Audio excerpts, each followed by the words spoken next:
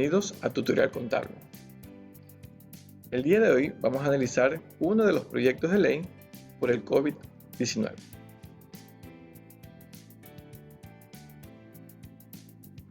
En este caso vamos a analizar el proyecto de ley orgánica de apoyo humanitario para combatir la crisis sanitaria derivada del COVID-19, emitido por el Poder Ejecutivo. Como único punto, vamos a analizar las contribuciones que deben cancelar las personas naturales. Para esto, hemos segmentado las personas en dos grupos. El primero con relación de dependencia y sin relación de dependencia. Con respecto al primer grupo, debemos analizar que la base de contribución será su ingreso neto mensual.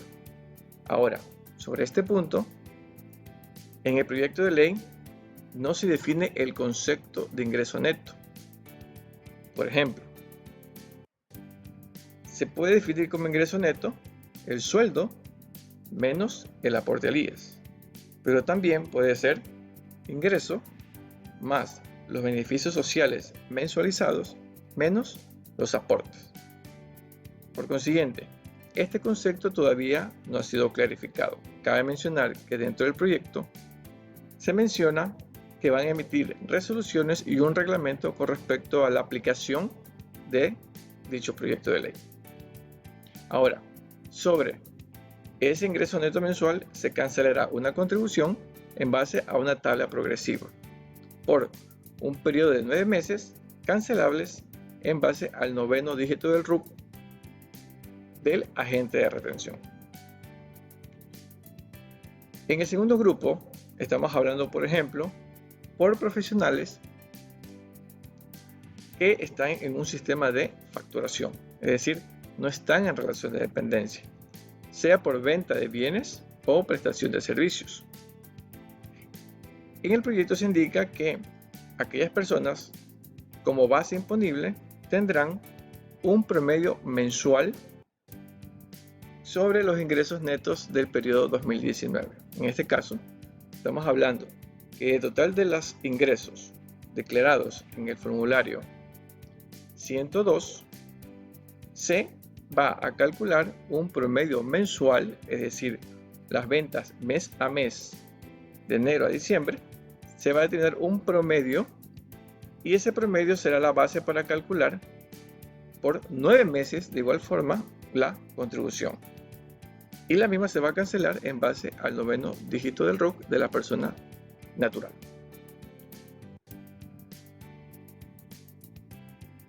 Ahora, de acuerdo a la Ley Orgánica de Simplicidad y Progresividad Tributaria, emitida en diciembre del año 2019, se creó o se definió un concepto que es el que conocemos ahora como ingresos netos. En la página web del Servicio de Rentas Internas se definió como ingresos netos la diferencia entre el total de ingresos grabados menos el total de gastos deducibles y rebajas para personas de tercera edad o con discapacidad.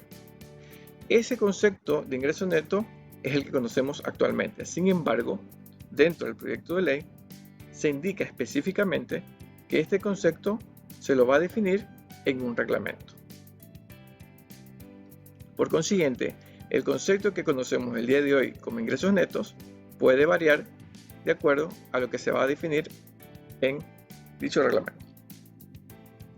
Ahora, es importante también conocer que los administradores y representantes legales de personas jurídicas, en base a sus ingresos netos, también deben cancelar la contribución. En este caso, hay que tomar en cuenta que en el Ecuador existen administradores o representantes legales afiliados con el código 106 o 109. Habrá representantes legales que emiten facturas y a su mismo tiempo están afiliados en la compañía y aportan al IES. También existen representantes legales que no emiten facturas y sin embargo están afiliados al IES. Entonces, este punto en consideración es un tema relevante que esperemos se defina en el reglamento para poder distinguir al momento de determinar la contribución. Por cuanto, si un representante legal factura y también está afiliado, hay que tener en cuenta es cómo va a cancelar la contribución, es decir, de forma personal o a través de la compañía, para evitar la doble contribución.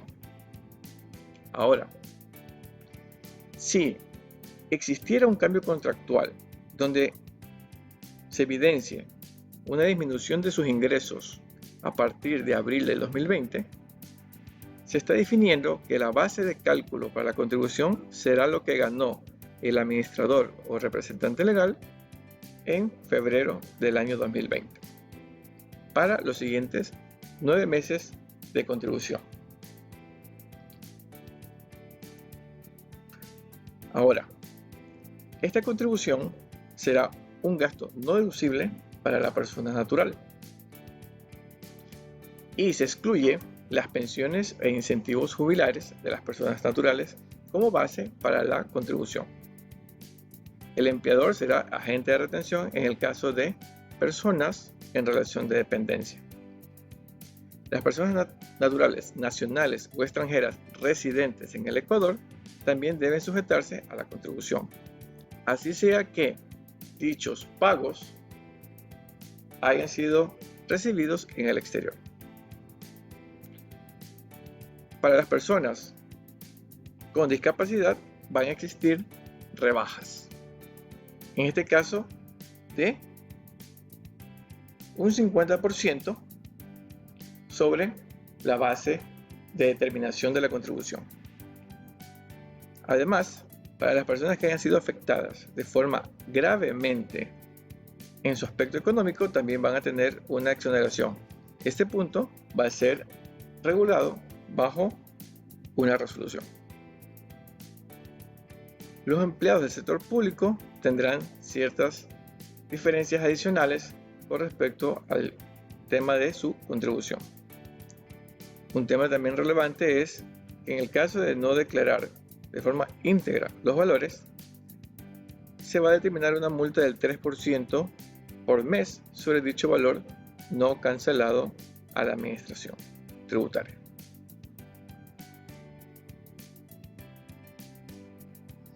Ahora, existen muchas interrogantes. Por ejemplo, ¿qué pasa con las personas del sector público? Las personas del sector de salud a nivel privado. ¿Tendrán también que cancelar la contribución?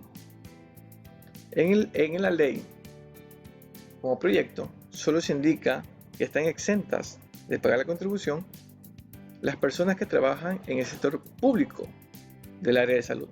Por consiguiente, hay que tener en cuenta si existirá una exoneración para el sector privado.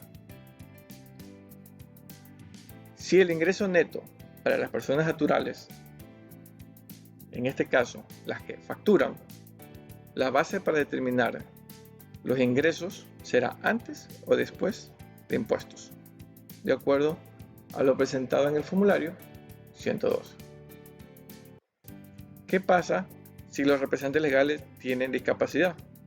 ¿También se podrán beneficiar? El representante legal que factura y está afiliado a la empresa, ¿cómo se define quién será el agente de retención? ¿Qué sucede si tenemos personas naturales que tienen como único ingreso dividendos por acciones? Las comisiones y las horas extras también se van a incluir. Entonces, de todos estos puntos, esperemos que la Asamblea Nacional o las resoluciones que emita el ente de control aclare todos estos puntos. Ahora, analicemos.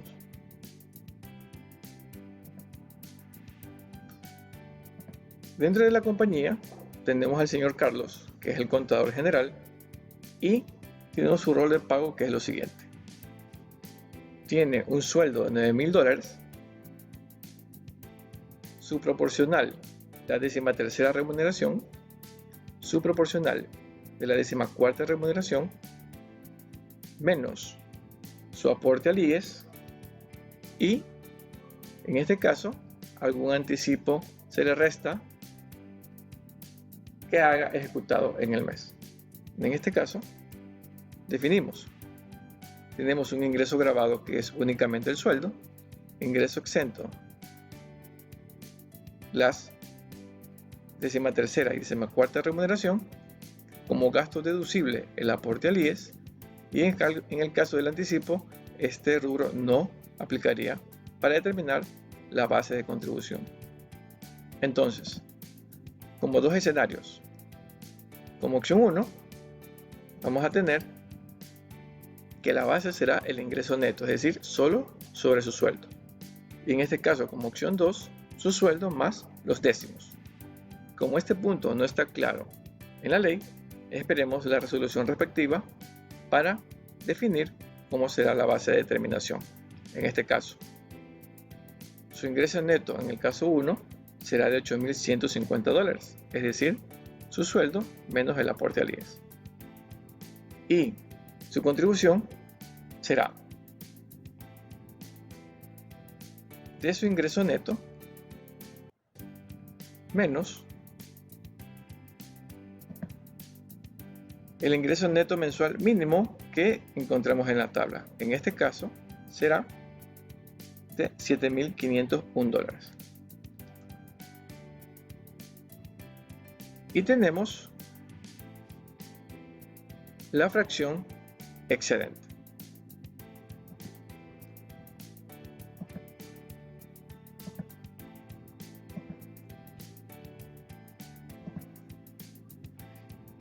Sobre dicha fracción excedente, nosotros vamos a cancelar el 14%.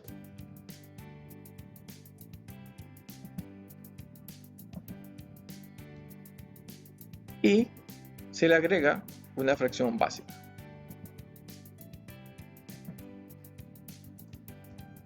Por consiguiente, la contribución mensual será de $743. Por 9 meses, en este caso tendremos una contribución total de $6.685. En caso de que se incluyan los beneficios sociales, la contribución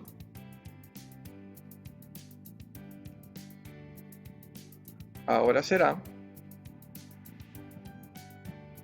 de $852, es decir, un total de $7.672.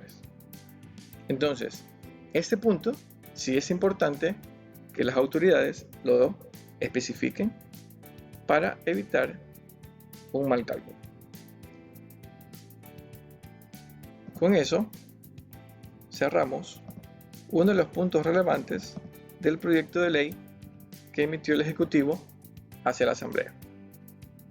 Esperemos más videos con respecto a los proyectos de ley que están ahora en debate en la Asamblea Nacional.